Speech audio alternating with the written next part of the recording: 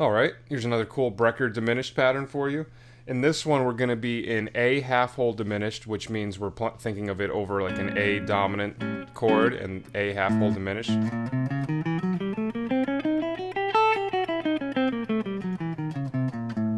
And what's going on here is he's doing a pattern of minor sixth intervals and he's moving them through minor third intervals. So that might sound a little confusing, but basically what that means is you're taking a pattern of E to C, so that's the minor sixth.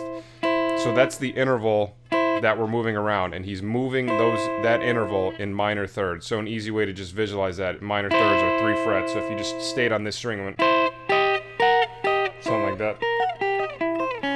Right, something like that is like the basic idea of what's going on, but I refingered it so that I can do it in mostly in this one position. So we're starting on E, and then our pinky goes up to C.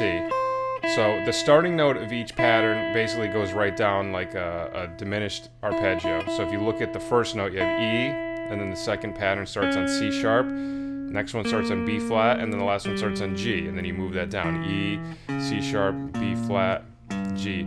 So a lot of times when you're doing these patterns in the diminished scale that are moving in minor thirds, that's a good way to help yourself kind of visualize your way through the pattern, is just always be aware of the starting note of each pattern if you're going down in minor thirds, because if you're going down in minor thirds, it's always going to be a diminished 7 arpeggio.